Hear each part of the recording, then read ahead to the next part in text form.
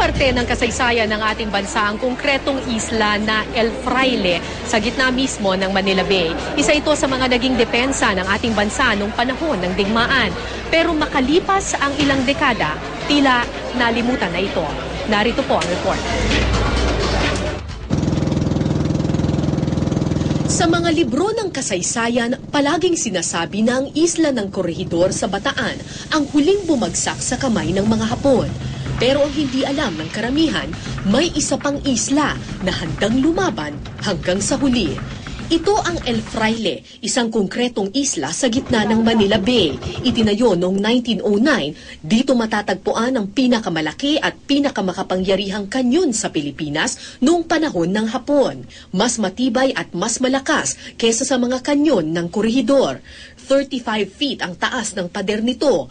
Ilang beses itong pilit na binomba ng mga Hapon, pero di ito natinag. Ito ang tanging concrete battleship na matatagpuan sa buong mundo. That's a very high quality steel in the world. No, there is no other thing like that. Palibhas ay nasa gitna ng laot, ang El Fraile ang nagsilbing tanod ng Manila Bay. Lahat ng barkong mapapadaan, palulubugin ng El Fraile. Makalipas ang 7 dekada, binalikan ng eyewitness ang konkretong isla. Abandonado na ito. Walang namamahala, kaya ilan sa mga kagamitan, sinira at binakal na.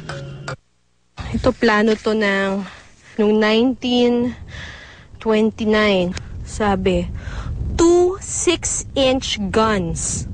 So, ibig sabihin, may 2 6-inch guns na nandito.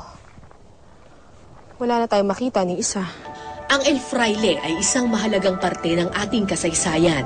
Nakakapanghinaya, ang konkretong isla na di napasuko ng digmaan, unti-unti nang sumusuko sa kapabayaan. Abangan ang buong ulat mamayang gabi sa Eyewitness.